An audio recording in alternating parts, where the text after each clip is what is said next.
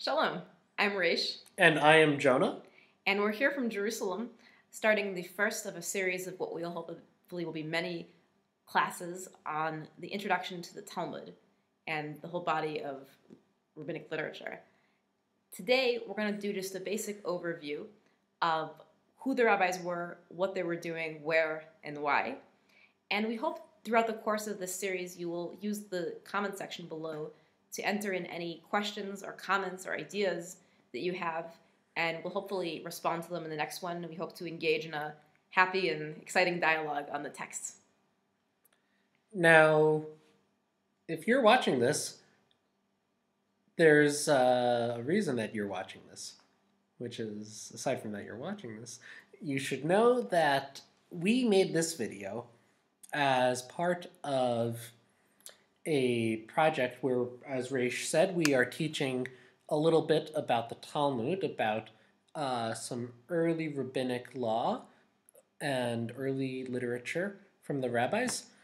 We are teaching this class initially and specifically for the community of Jews and Israelites and other people who connect with Bnei Yisrael living right now in Nigeria, which we invite all people to come and study with us on YouTube, but we're especially looking forward to all of the people who are seeking a little more Torah, a little more Judaism, a little more Israelishness in some Talmud and some good rabbinic learning. And what we're talking about today and in the future sessions has to do with Jews living all over the world. The rabbinic Jewish world is one that is scattered far and wide, and this has been our reality for already centuries. The Talmud rabbis are writing in a post-temple period, and the diaspora is far-reaching, and so there's a need to consolidate all the different practices into a unified Jewish practice, even though there are many different traditions in all the different regions of Jewish life. And so what we're going to talk about today when we get to the first discussion of the first mission of the first rabbinic teaching we'll be doing engages with the question of how, in the absence of a unified country, in the absence of a unified monarchy of a king, and in the absence of a unified ritual cult temple, can we continue our Judaism in a meaningful way? And this is a question that we deal with every single day of our lives. You do, we do. And together we really want to explore these ideas together. Now, we want to explore these ideas together, and I just want to pick up on one thing that Raysh said. Raysh said, we're talking about a post-temple Judaism. You might say, well, I have a friend who goes to Temple Beth Israel, or I have a friend who goes to Temple Beth Am, or I have a friend who goes to that temple, or you go to temples anywhere around the Jewish world, and that is correct. Some people call synagogues temples, some people call Batei Knesset temples. Now, the word temple, when we're talking about post-temple, when we're talking about living without a temple, we're talking about the temple.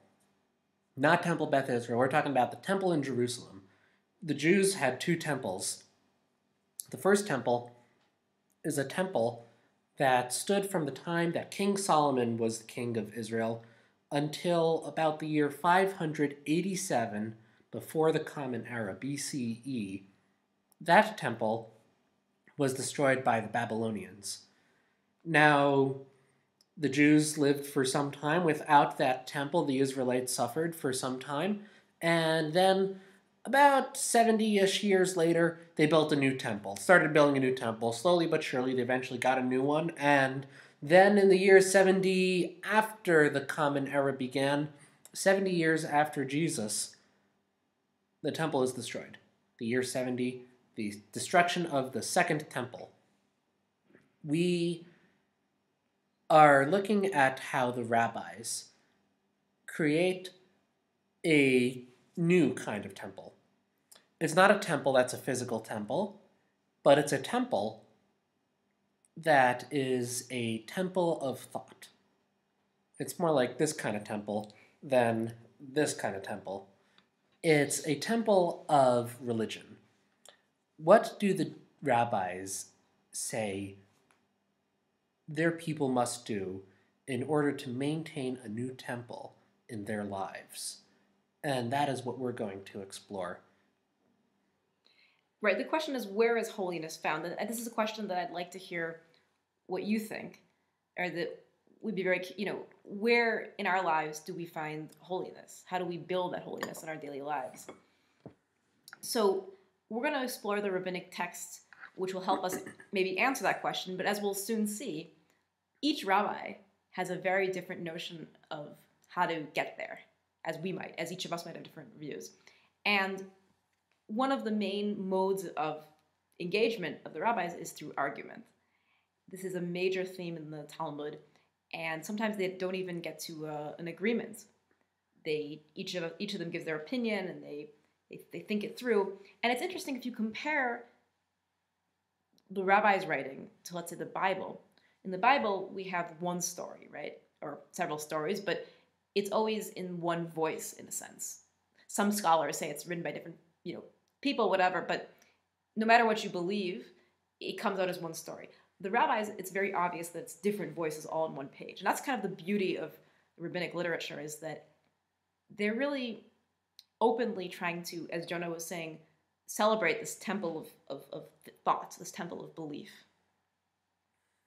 We're going to dive in a second into this new temple that the rabbis built around the year 225 CE. That's the Common Era.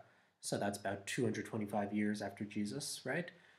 Now, we're going to talk a lot about two particular books. We said that we're doing an introduction to the Talmud. And the question is, what's the Talmud? Well, here's another question. Well, let's ask what comes before the Talmud. Why is there a Talmud? The Talmud is a commentary. It's a tangential commentary. It's like the Mishnah will talk about a cow and the Talmud talks about a horse. The Mishnah is the book on which the Talmud is founded. The Mishnah comes from the word lishnot, or shana. Shana, shin nun hey. Shin nun hey is to teach, and it's also to come again to something. It's like the word sheni or shnaim, two, or the second.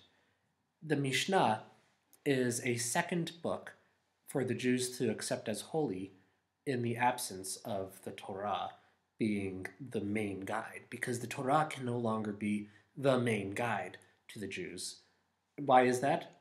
Because you look through the book of Leviticus, Vayikra, and there's sacrifices here, there's sacrifices there, there's sacrifices everywhere. We've got to do something new. We've got to live through the second Judaism, the Mishnah. The Mishnah is a compilation, it's a collection of different laws and different teachings, different pieces of rabbinic wisdom and prayer and thought, and all sorts of ways of thinking about the world. And this is made in the year 225 CE. Now, that's a great thing. The rabbis study the Mishnah, and then they start talking and they start arguing, and they say, wait, why are you talking about that cow that you can't own, or that cow is your neighbor's? Let's talk about how this horse is your neighbor's. What if it's a horse? Is it okay? Let's say that the horse falls into a pit. What if the ox falls into a pit? The rabbis start talking and talking, and then someone says, wait a second. We got to write this down. So all the arguments of the rabbis, all the arguments over the rabbis who were arguing in the Mishnah become recorded in a book. And it's not exactly a book, because if you were to buy it in a bookstore, you'd probably come home with 40 books or something like that. It's a huge, massive work called the Talmud. Talmud comes from the word lomed, or limud, learning or teaching. That Talmud is what we learn from the Mishnah, that the Mishnah came to teach, and now the Talmud is what we're learning from it. The irony, the funny thing is that you come out very confused after both books. So even though we always try to learn and we always try to study and we always try to teach, we always just leave asking ourselves questions. And later on, there's, of course, continuing rabbinic tradition, right? We have rabbis into this day who are explaining the law. And it's important that we have a practice that we can all observe, right? So even though there's all these arguments in the Talmud, of course, in each region, rabbis come to certain agreements about how we're going to live our lives. So from the Talmud's the basis, in many ways, of a lot of later legal codes that we have, like the Shulchan Aruch, or the Mishnah Torah, or any of these later codifications of how do we live our day-to-day lives. So there's a distinction between the texts that kind of have these arguments, kind of the groundwork for the texts that are going to say, this is what you do, this is what you do, etc. So we can also look at that later on, maybe in this series. The Rambam, Maimonides, who lives, much later, writes a book that really gives every single one of the 613 mitzvot and just describes it and how you do it. But right now we're going to look at the actual methodology, the actual process through which the rabbis arrive at these ideas.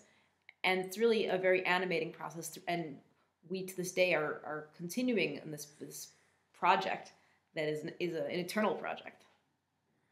Now, something that I love to do when I learn a text is I always like to begin and to end with a bracha, with a blessing. So we're going to begin studying today with a blessing over studying Torah. And the blessing goes like this. Baruch Ata Adonai Eloheinu Melech HaOlam Asher Kiddushanu B'mitzvotav Vetzivanu La'asok B'divrei Torah. Amen. Blessed are you, Lord of the universe, Master of the universe, who has sanctified us and given us this privilege of getting busy with the words of Torah, getting preoccupied and making Torah a holy occupation for us. Now, if this is your first time ever studying Torah, let's also say Shehecheyanu. Shehecheyanu means the one who has brought us to this moment, who has brought us to this moment in life. Who's made us live. Who has made us live. Baruch Ata Adonai Eloheinu Melech HaOlam Shehecheyanu V'kiyamanu V'higianu Lazaman Hazeh. Amen. Blessed are you, Lord our God, Master of the universe, who has given us life, who has made us exist, and has brought us to this very moment. And this is a very appropriate blessing right now because this is our first time doing this series, so this is a first for us as well. It's a first. And we're going to dive into the first Mishnah of the first chapter of the first tractate of the first volume of the Mishnah. So there's 6 volumes of the Mishnah, and this is the first one, which is Berakhot. The first thing we talk about is blessings, and we'll see why. So this tractate Berakhot comes in the order called Zera'im, seeds. We always begin a culture by planting the seeds of the culture. Zera'im. We're going to talk about the blessings. So let's dive into that text. This is Mishnah Berakhot, meaning blessings, 1:1. And Raysh, would you like to read through the text and then I'll give my take on it? Sure, and then we can swap. So our text opens with a question. Jonah was just saying that we have what's called a tractate, right? There's a kind of volume within the larger volume. There's 6 major volumes, and this is like one of the divisions within this volume. This is a Berakhot. Berakhot begins with the following question. In Hebrew, it's Me'ematai korin et Shema be'arvit. From when do we read Shema in the evening? B'sha'a she'akwanim nechnasim le'echel b'tchumatan, ad sof ha'ashmurah harishana divrei Rabbi Eliezer. So it's from the time that the Kohanim, which is the priestly caste, enter to eat their truma offering, which is a kind of special offering to the Kohanim, and the remnants of it until the first watch, which is the first division of the evening. This is a rabbinic division. Now, just to define some of these words that have come up, you might have heard us talk about the Kohanim. You might have heard us say Shema or Truma. Let's take each word very slowly and go through each of them. What is the Shema? The Shema is a 6-word phrase that is sometimes hard to translate. In fact, it's always hard to translate. The 6 words in Hebrew are Shema, which means listen. Yisrael, which means Israel. Adonai, which means God. Eloheinu, which means Our God. Adonai, which means Our God. Echad, which means one. So, listen, Israel, our God, our God, our God, one. So we've got to fill something in here, because that doesn't make a whole lot of sense. I will say that there's a later rabbinic text that kind of explains what that means in a different context, not in the literal context. Yisrael is also a name for Jacob, the patriarch. And one source explains it as when Jacob is about to die, right? All of his sons are around him, and he's very worried because he's had some issues with his sons. And the sons gather around him, and this is their promise to him that God is one. Shema Yisrael, listen Jacob, let's listen Yisrael, which is one of Jacob's names, Yisrael. God is our God, God is one. Interesting way to think of it. Shema Yisrael, Adonai Eloheinu, Adonai Echad. Listen, Israel, whoever Israel is. Our God is God, and our God is one. So we've got to know that when we talk about reading the Shema, we're reading those 6 words. Those 6 words of, it's a statement about oneness. It's a statement about God being one, or that we only have one God. A lot of different ways of understanding what those 6 words mean, and we'll talk about that more soon. Now, Kohanim. The Kohanim. Raysh, would you like to talk about the Kohanim? So the Kohanim, in the time of the temple, there were 3 different, let's say, classes of Jews. Not quite in the sense that we understand classes in modern times, but there were the Kohanim who were descendants, actually, of Aaron's family. Aaron, in other words, Moshe's older brother. And that was passed down through father to son. Then there were the Levi'im, who kind of helped the Kohanim, another group who were also descendants of Moshe's family. And then you also had the rest of Israel, who are referred to as Yisrael. The Kohanim had all sorts of duties in the temple. They were responsible for all matters of sacrifice. And they were also actually, we talked earlier about rabbis. Rav means master, and there's also different kinds of teachers. But in the temple times, the Kohanim were also teachers. So they served a really vital function in temple period Judaism that we'll see the rabbis kind of come to take. So it's interesting that the first thing they talk about is the Kohanim, who in a certain way, they're filling their role. And here we're talking about their particular involvement with sacrifice, which is one of their main tasks.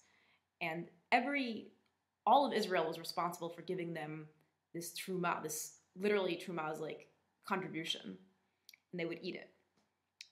Interesting to note that the Levites also received a certain contribution from Israel, and they didn't get, when Israel was traveling, they didn't get their own piece of land because it said Hashem nachlatam, God is their, so to speak, inheritance. Interesting to think what that might mean, especially for us who live in a post-temple time. God is also our inheritance. So in this context, we're just talking about the people offering this food that the Kohanim must eat by the evening, by a certain point of the evening, every single day. And just to re-sum that up really quickly, we got 3 classes of Jews. We got Kohanim, those are the priests. They do all the dirty work in the temple. And when I say dirty work, Trust me, it's dirty work. The animals, the blood, the everything, the this, the that. You know, it was important for them to wash their hands as much as they did, all the priestly blessings. They also got cool outfits. They got cool outfits, too. Now, the second class, we have the Kohanim. We also have the Leviim. The Leviim from the tribe of Levi. Levi being one of the sons of Jacob. If you were one of the special sons of Jacob, as in you were, well, if you were a special son of Levi, then you get to be a Kohen. If you were a descendant of Aaron, because Aaron, the brother of Moses. Descended from the tribe of Levi. Descended from the tribe of Levi. So we've got Kohanim, we've got Leviim. So we've got special Levites, we've got Levites, and we've got, you're not a Levite, you're a Yisrael. You're just any other kid from Jacob. You're any other kid from the man whom we call Israel. And so we got Kohanim. The Kohanim are the priests. From that time, the Kohanim enter to eat their truma. That's the word. And so this is the opinion of Rabbi Eliezer. So already off the bat, the first thing we have is an opinion from a rabbi named Rabbi Eliezer. His full name is Rabbi Eliezer ben Horkindus. And he was alive towards the end of the Second Temple in its destruction, but he was just a baby then, and this is writing right after that period. The Chachamim Omrim, and Chachamim always refers to the sages, the smart rabbis of this period. The Chachamim say, you can say Shema ad chatzot, until midnight. That's their opinion. Perhaps we think to write, I guess we can't really do a chart on the video. Okay, well, we'll just remember right now we have Rabbi Eliezers as one position. He says until the first Ashmurah, the first division of the night, and the Chachamim who say until midnight. So two positions so far. Now, just to explain what that first division of the night is, we wrote here the first watch.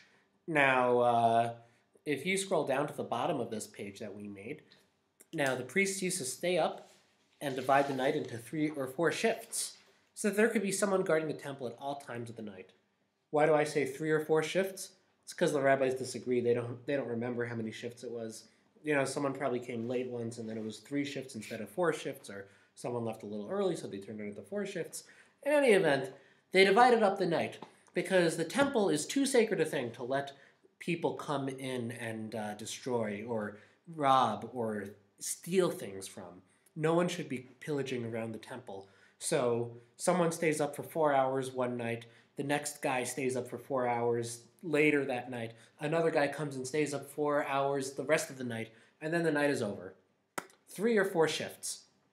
So that opinion of Rabbi Eliezer is that the Kohanim enter to eat their truma remnants before the first watch has ended. And that is when we read the Shema. So now we have a third opinion that comes in. So we've had the first 2. The third one is Rabban Gamliel, who's a famous rabbi whose voice we hear often in the Mishnah and the Talmud. Rabban Gamliel Omer, Ad Shia le Amud HaShachar. Rabban Gamliel says, until the rising of dawn. Amud HaShachar means the rising of dawn. And I just made a little chart. I don't know if we can see. Can I just see if this comes on the video? I made a chart of the 3 positions right now. You can see. Sorry, this comes up backwards maybe. You have Rabbi Eliezer, the Chachamim, and Rabban Gamliel. So let's remember those 3 positions. Until the first watch, until midnight, and until the rising of daylight, or dawn, late dawn. Okay, so back to our text. So then we have this story. Now, what's interesting also in the Mishnah, and especially the Talmud, is we'll have discussions of law, and in between the discussions of law will be these stories. The discussion of law is halacha, and then these stories are called agadah. And some people say there's no connection, but actually there's a very intimate, close connection between these 2 different types of rabbinic writing. Maaseh sheba'u vanav mibeit hamishteh amru lo lo karinu et hashema. So, Rabban Gamliel has his sons, and they've been out at night at some beverage establishments, so they might have been a little bit drunk, we don't know. But they were at a place where they were drinking, and they said to him, listen, we didn't have a chance to read the Shema, to say the Shema.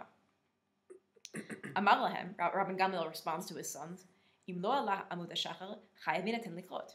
He says, if the rising of the dawn hasn't happened yet, you are obligated to read. Now this brings up another term that's going to be really important in our discussion, which is about chiyuv. Chiyuv means obligation. there are different levels of performing a commandment, right? There's the level of you have to do it. There's the level of you can do it. There's the level of the best way to do it. And towards the end of this Mishnah, we'll learn about being extra careful. So here he's just saying you have to do it, right? You might not have done it the best way, but you have to do it. V'lo ze bilvad, and not only this, ela kol ma she'amru chachamim v'chatzot mitzvatan ad she'yaleh amud hashachar. All right, so we're again saying about the position of the chachamim, of the sages, that actually really the ideal way to do it is to recite the Shema before midnight. That's the cutoff. But you're still obligated, Rabban Gamliel reminds us, until the morning light comes out. So mitzvatan ad she'yaleh amud hashachar. Hekter chalavim ve'evarim mitzvatan ad she'yaleh amud hashachar. So this again so I'll explain. This is like talking about the burning of the fats of the animal's limbs in the temple. They would do it during the night, and the mitzvah of eating them would be until the rising of dawn. Ad she'yaleh amud hashachar. V'kol ha'ne'echalim leyom echad mitzvatan ad she'yaleh amud hashachar. Because everything in the temple was eaten in one day. That was the whole point. So if this is the case, that really according to temple practices, they could have eaten these burning remnants until the beginning of the morning, why did the sages say we only have till midnight for Shema, which is corresponding, it's representing this act? Because the rabbis didn't want us to potentially sin. It's to distance us from the sin. And this is a concept that's very popular in rabbinic rulings, which is a concept called siyag, like fence around the Torah. That you might have a mitzvah, but you want to be extra careful about it, so you create extra precautions to do that. Now, I want to just make one commentary on the story we have of Rabban Gamliel's sons, because it's a little bit strange. Why are they talking about something potentially not so great in this first Mishnah? And I want to suggest that it comes to teach us that no matter what state we're in, even if we're a little drunk or something, it's important to say the Shema. This is the rabbinic imperative of practice over even the spirit of it, even your intention. And it enables us to live a Jewish life if there's continuity. If there's no continuity, then there's no community. And it's really creating a community of unified practice. So this is also expressed in the prayer of Shema itself, right? Because in Shema we have a sentence that talks about b'shachvecha, b'kumecha, b'lechtecha, all these different forms, from when you rise up to when you lie down, from when you go out, right? No matter what position you're in, no matter where you are in the world, time is what matters here. In the post-temple time, we are unifying a time that will unite all of us. And no matter what our time zone actually is, it might be 9:20 right now in Jerusalem, and it might be 7:20 right now in Nigeria. We still know when in each of these places we'll say Shema. Now, I will say, I really liked Raysh's reading a lot, and I disagree. Very rabbinic. This is what the rabbis do, and also what married couples do. We're a married couple. So, it happened. I don't know how. But it's a good thing. If you fall in love, you should get married. All right.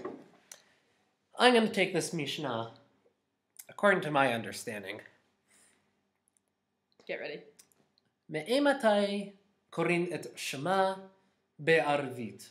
This is the first question that needs to be asked after the destruction of the temple. And for a few reasons. The first reason is I don't know why. The second is let me take a guess. And I'm going to take the first guess.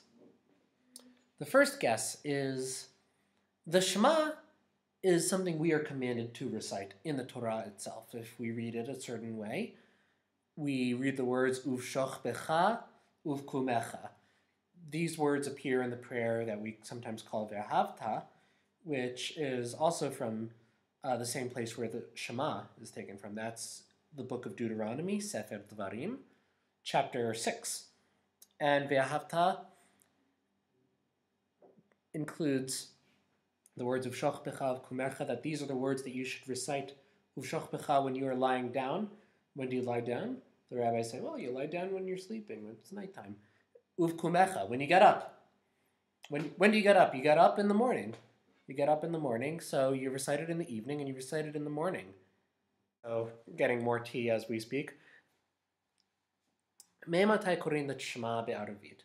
So, we've got this temple practice of reading the Shema. The Shema existed in the time of the temple, and even without the temple, you can still read the Shema. You can still read Shema with or without a temple. You don't need anything to read the Shema. You just have to know the words and you recite the words. Now, we talked before about the words of the Shema, and one of the major words of the Shema, the word that has troubled people the most, perhaps of any of the words, is the word echad.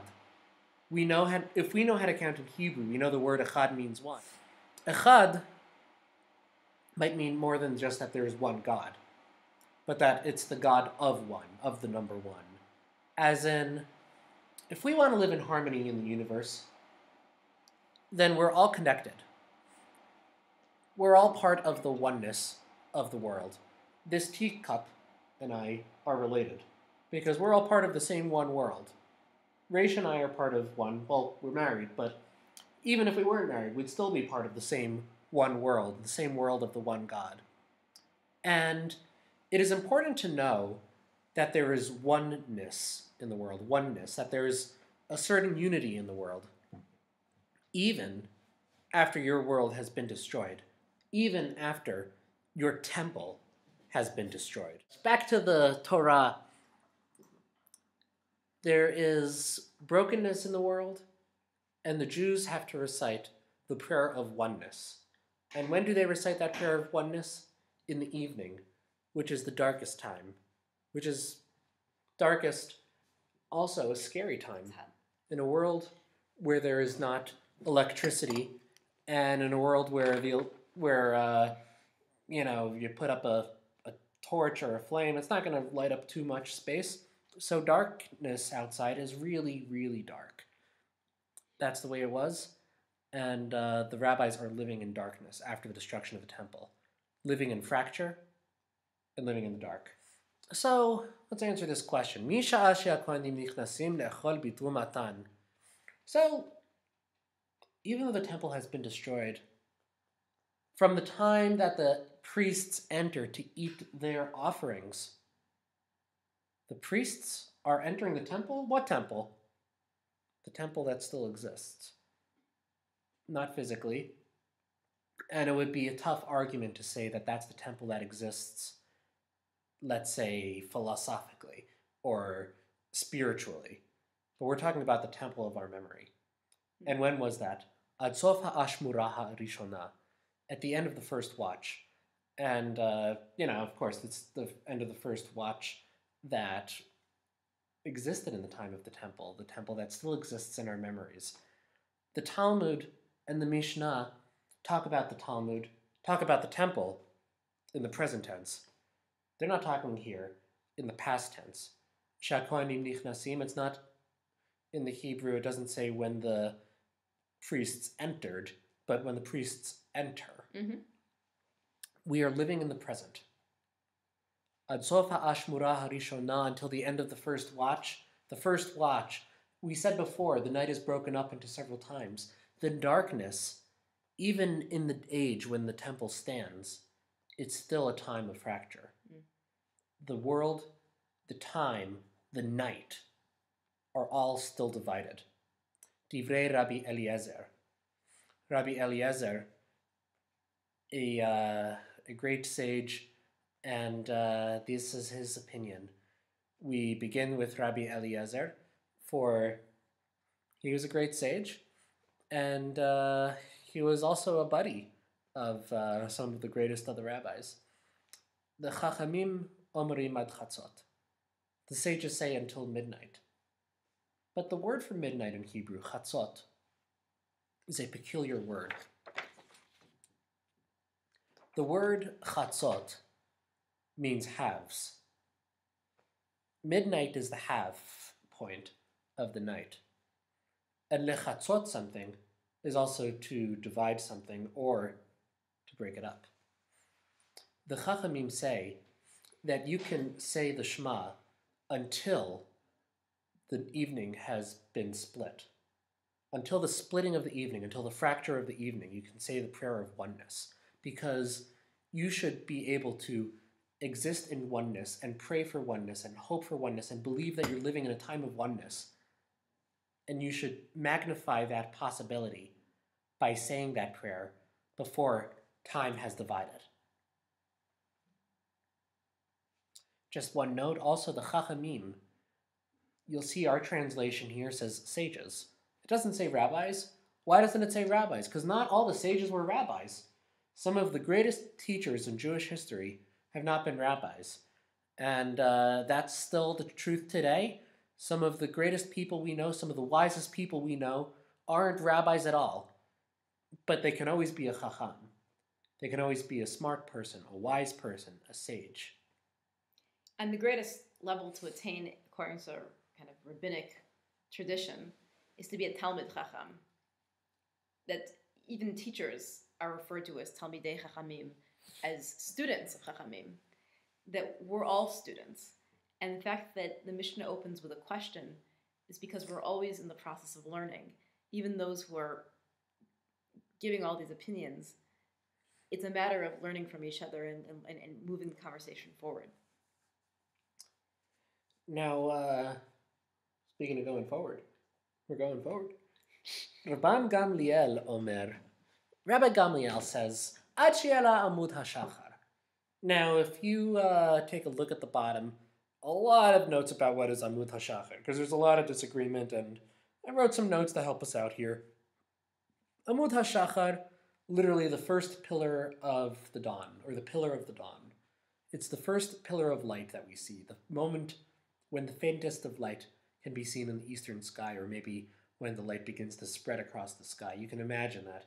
It's really a split-second difference we're talking about, but the rabbis disagree anyway. Until the morning has come, until the time of uvkumecha, until the time of your awakening comes. In fact, amud hashachar, the word amud comes from the word la'amod, to stand.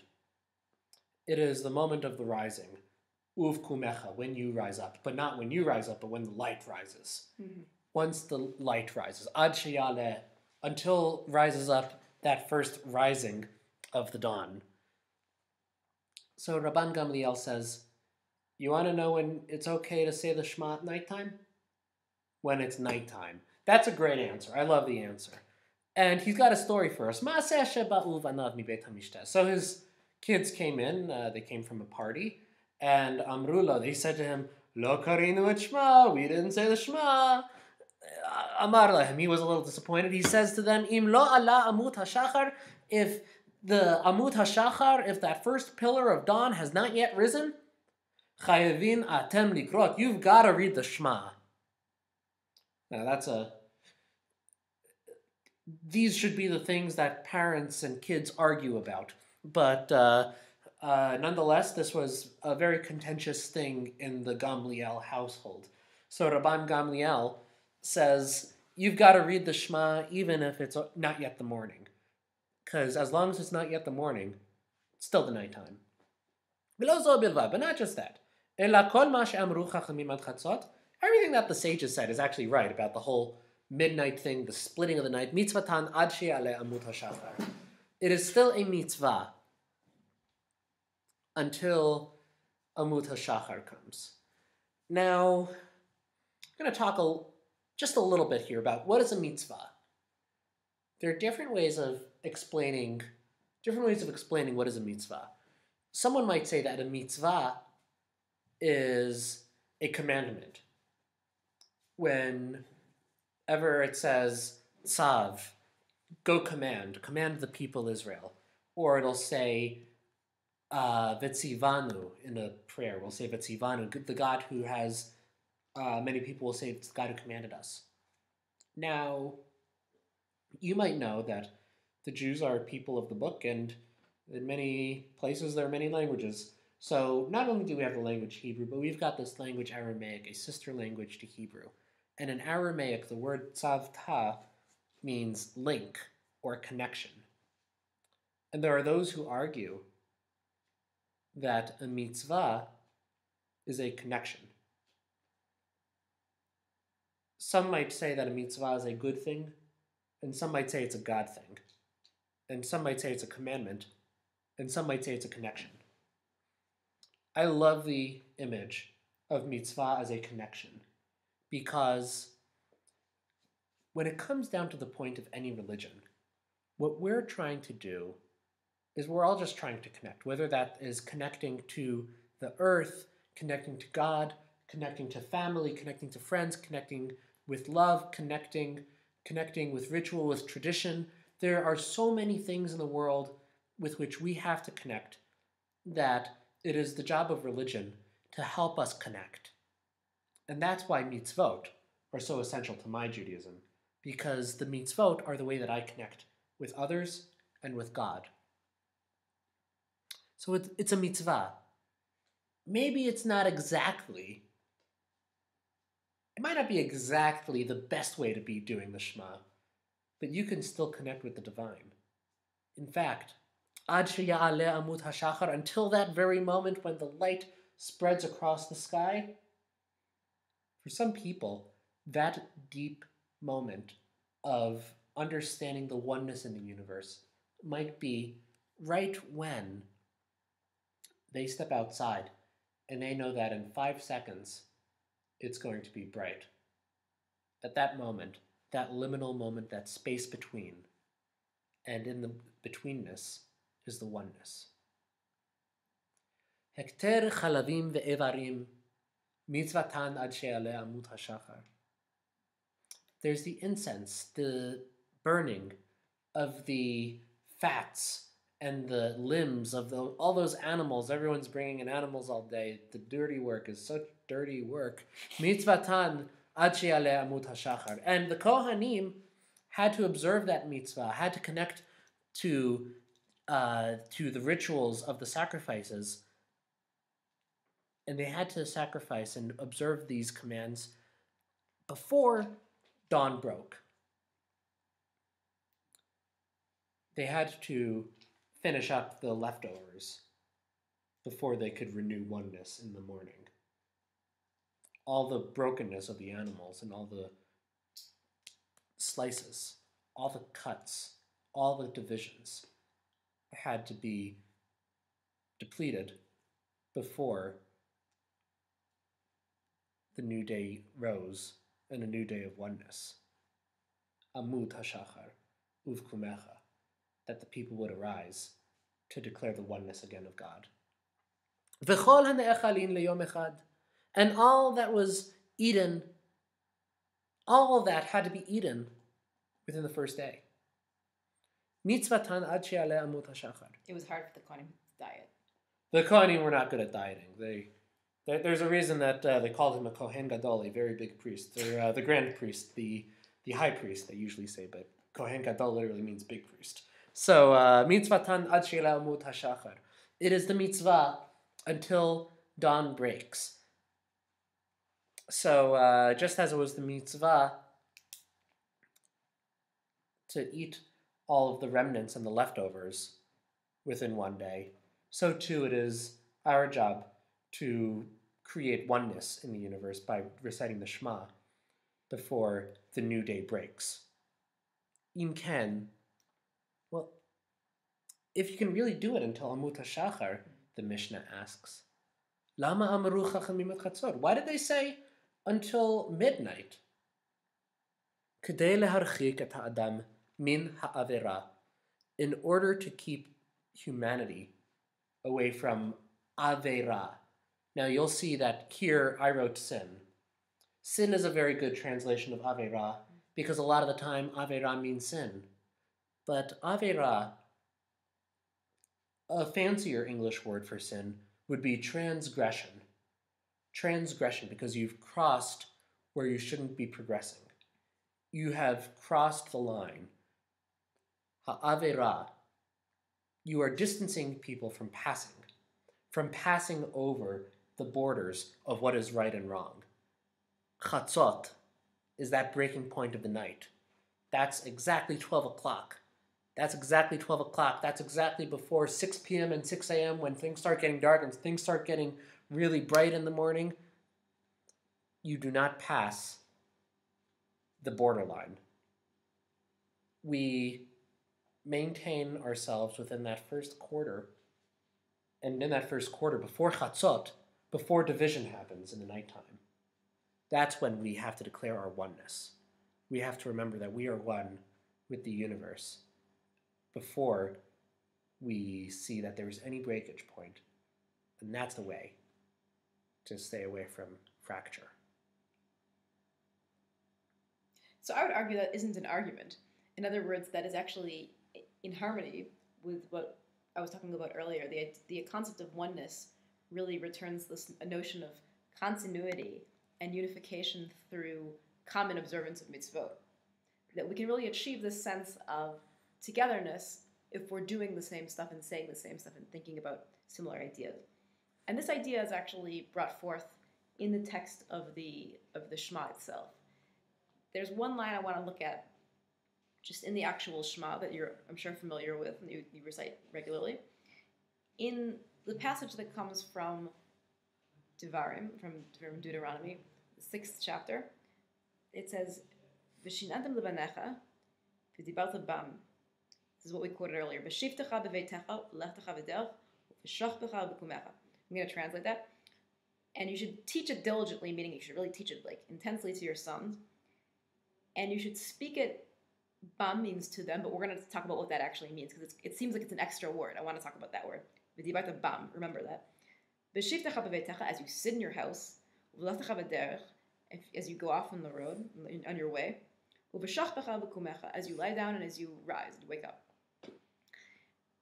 The word bam is bet mem, and if you think about it as standing for other words, as bet mem, like as in an acronym, Rosh Tevot, the Shema holds all the secrets to what Judaism really is.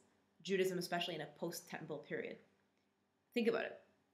Bar mitzvah starts with a bet, starts with a mem. Bar mitzvah. Brit milah, circumcision. Brit milah, bet mem. Birkat hamazon, bet mem. Beit midrash, very important. The house of study, bet mem. I could go on with a lot of these. There's actually many of them. So v'dibarta bam is talking about the things we do with time and space in the post-temple period. The life cycles we have. The spaces that we have. The prayers that we use to unite, to be one, and to affirm the oneness of God and of ourselves. So we thought it would be nice to close this session the way we opened it, that is with a bracha. And since it is definitely before Chatzot here, as you can probably see by the window, and also in Nigeria as well, it's even earlier over there, we thought it would be nice to say together the Shema, which we were just discussing for the last bit in the Mishnah. So if you would join us. Shema Yisrael Adonai Eloheinu Adonai Echad Baruch Shem Kevod Malchuto Le'olam ואהבת את אדוני אלוהיך בכל לבבך ובכל נפשך ובכל מאודך והיו הדברים האלה אשר אנוכי מצווך היום על לבביך ושיננתם לבניך ודיברת בם ושבתך בביתך ובלכתך בדרך ובשוכבך ובקומך וקשרתם לאות על ידיך והיו לטוטפות בין עיניך וכתבתם על מזוזות ביתך ובשעריך. So we wish you a wonderful evening, a watchful evening, the first Ashmurah if we're still there. It should be an evening of peace and of learning. And thank you so much for this opportunity to learn together. And we very much look forward to your comments. And hopefully, as the series go on, we'll figure out a way to facilitate these sessions so they can be spontaneous, so we can talk back and forth to each other on the same screen. But for now, have a good evening, and thank you so much. We hope this finds you well. The next time we learn, we'll learn together. Laila Tov. Laila Tov. Good night.